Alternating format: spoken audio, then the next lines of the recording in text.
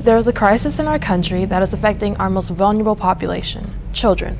That's why I decided that for my final product this year in ISM, I should create something that would shine a light on the foster care system and the many cracks that fracture it. Also, I hope to make people more aware about the effect foster care has on the children involved and the hardships many of them face after they age out. In this interview, you will hear the story of a 19-year-old girl named Stephanie compared to the story of a CPS caseworker. These two contrasting stories from two very different people both shine a light on the reality that is foster care.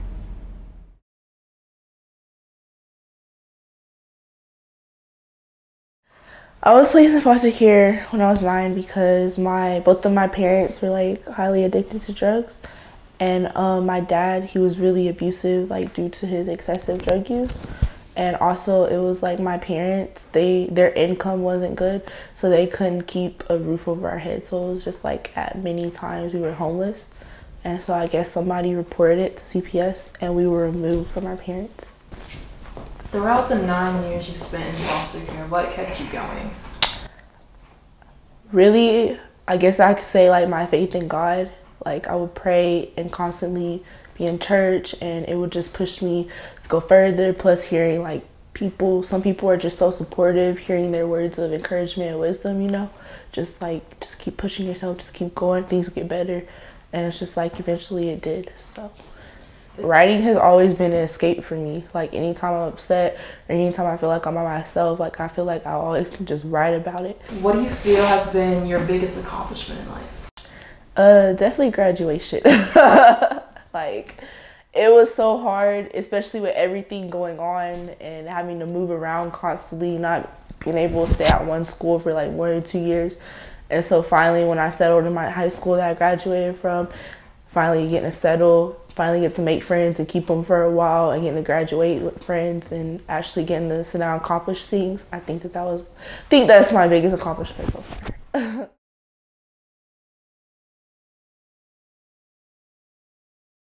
Some homes, yes, some homes, no. Some homes, things just got like way out of hand. And in foster care, really, if you end up in the right home, then it's just like, you'll be all right. But some kids end up in the wrong home and just everything just goes down south, like even worse than what it was before. So it's really all about the people you're around and all about the people you like end up with, really.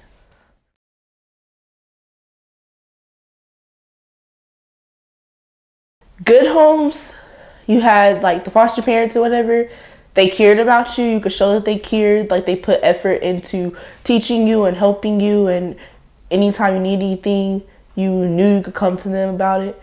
Whereas in the bad homes, it was just like, excuse me, I don't want to say all of them, but some of the foster parents were just in it for the money, because like when you do foster care, you do get paid like a certain amount every month. Some foster parents are just in it for money. Some foster parents just didn't care. Some foster parents just did it like just for show, like, ooh, I'm fostering kids, like I'm a cool person, like no. Whereas, you know, you can tell a major difference between someone who really cares and someone who's just doing it just because, you know. People within the foster care system, as far as caseworkers and chat workers and everybody, a lot of them don't even do their job. Like, technically your caseworker is supposed to check in with you like at least once a week. You have some caseworkers who go months without checking in with their youth, and meanwhile those months you're not checking in, like so many things could be going on within the home or with that youth that you won't know about, and if something happens you're going to be held responsible. All the people within the system don't do their job, and I feel like a lot of people should be aware of that and aware of like different situations that like the foster youth go through.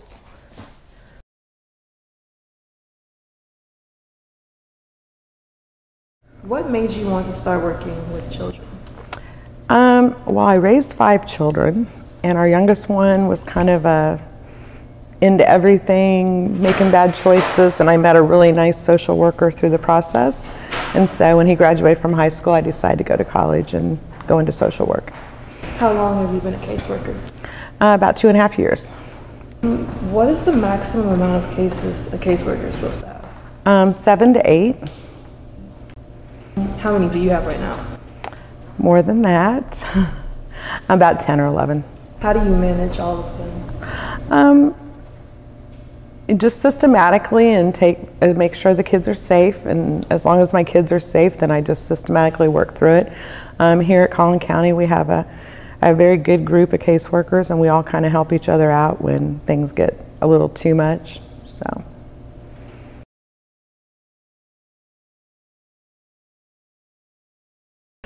I think that the cases are coming in faster because of the high use of drugs and the high levels of poverty.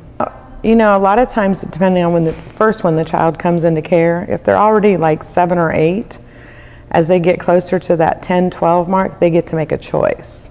And if they don't want to be adopted and they want to go back and find the roots of their biological families, often they choose not to be adopted. So then they become PMC of the state, and we become their parents until they age out.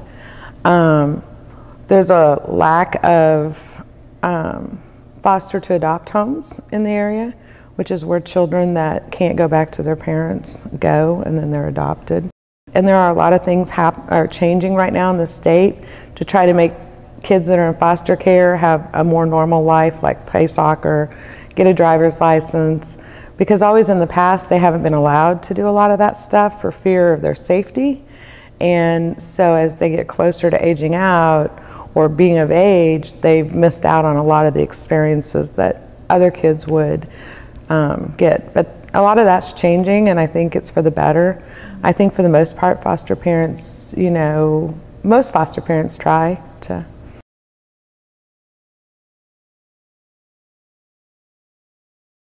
I think the biggest thing that worries me about foster children when they age out is all of us turn 18 and think we're grown up, but we still have our parents to count on, or our aunt or our uncle.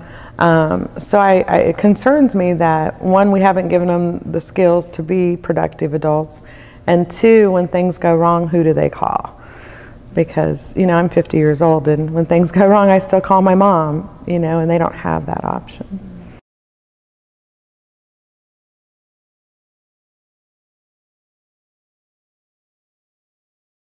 Definitely don't give up, because I've seen so many people, like, some homes are so bad to a point where they're just like, oh, forget this, can't do this. And so people have taken their lives because of different homes. And I would just say, keep pushing yourself.